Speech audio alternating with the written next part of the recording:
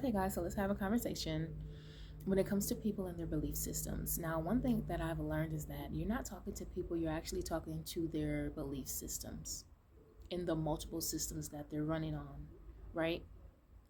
That's different from the imagination. When I think about the imagination, I think about my childhood, me being creative, me being, drawn to certain celebrities, and me still feeling that way about those particular things or celebrities. And it has even evolved, right, for the better. I have a question when it comes to people. Do they shape their imagination? Have they shaped their imagination? And this is why they have to rely so much on their belief systems, right? It seems as though some people, that's all they have. They've been believing this particular thing all their life. Um, the people before them, it's sort of like tradition, if you will, more control and very rigid and all of these things. But they're not open-minded. And I believe open-mindedness have everything to do with the ability to have an imagination and be creative. And if you can't do those things, then you're going to want other people to be put into a box, if that makes sense. So if they're doing something different, something new that you've never seen before, you're going to be like, why are they doing that? They shouldn't be doing that, you know? So, and this is why I believe people love nostalgia so much, because it's like, yes, I could live in this reality if I want to, but why not go back to a kid? Why not go back to my favorite cartoons, my favorite shows, my favorite fashions that I had growing up? And that's the beauty about having an open mind and also learning from other people and having the internet reference what you've seen growing up. So for me, I don't know, I like to keep a lot of different things that reminds me of like the present moment. So that way, once I move past a cycle or a phase or a timeline, even, I'll be able to be like, oh, I remember this from that time. I remember this from this time. And that's the beauty of it, right? So, yeah.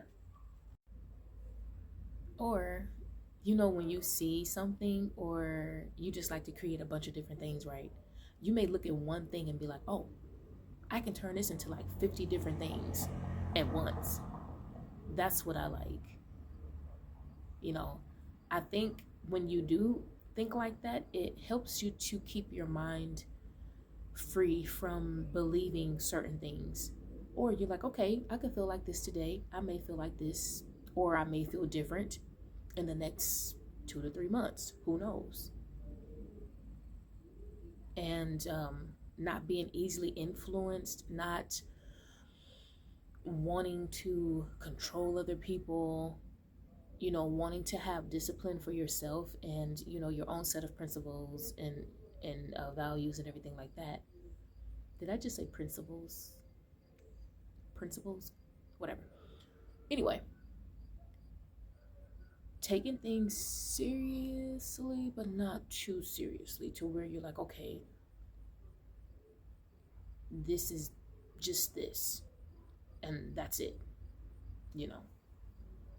Now, of course, there are some things that you're like, okay, I would never engage with this, or I would never allow this to happen, whatever. Okay, that's different, but just speaking in terms of, your thoughts, your imagination, everything like that. And when it comes to social media, the reasons why I believe there's a lot of people like back and forth is because we all can see each other. We can all hear each other. It's sort of like when you have a family of people and you have one person over here, this person over here, over here, over here. Everybody's talking at once. No one is able to be heard. This person feel this way, this person feel that way. So this is what I feel about social media. It's like people get easily triggered when they're online talking to strangers that they don't even know. And my question is, do you feel like that about your own family? Because how you engage with your family may be how you engage online. If you grew up and everybody was talking at once and no one was able to be heard, then you may carry that into your social media platform or presence. Like, you may want to control other people. You may want to be the only one talking. You may believe that only your ideas matter opposed to other people's ideas, you know? So, and I'm glad that I grew up the way that I did, because I was able to create my own space. It's sort of like when you get into your room, how you going to decorate your room. When I was younger, I would decorate my room loud colors. I would have pictures of myself and my friends on the wall, you know, just random stuff. I would like draw stuff on a random piece of paper, and then I would just like put it on my wall or whatever.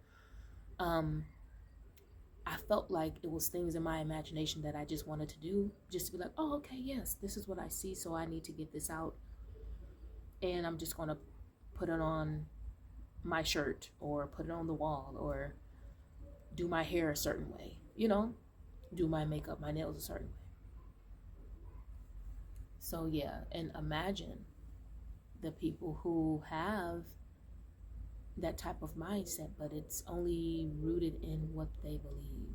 They're going to take that to their platform. They're going to take that to other people and try to convince you that you should want to listen to them or follow them.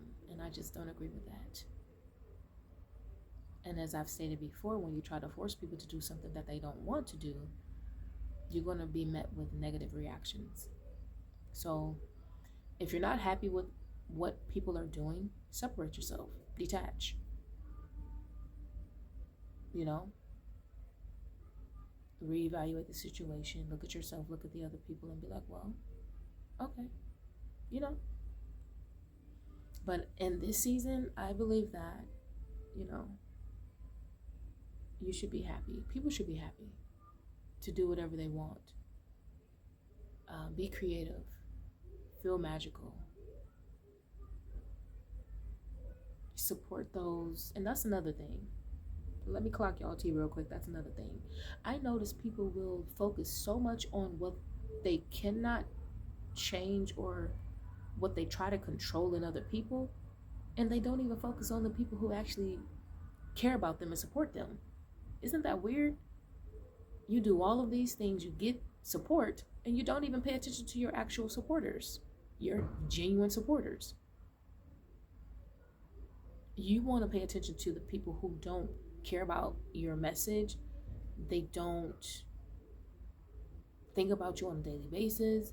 They don't regard you. They may not even respect you. But here you are trying to get these people's attention. I don't know about that. It just says to me, when I read the energy, is that you would rather debate and fight with people who don't even respect you, opposed to people who actually want to listen to what you have to say. Are you trying to reach more people? Or are you trying to get them to see how you see things? Or are you trying to control other people? What is it? And I think that's something that people have to figure out when they start to get online and get involved in these serious conversations of, you know, other people, politics, race, you know, education, everything. So that's all, guys, for this video.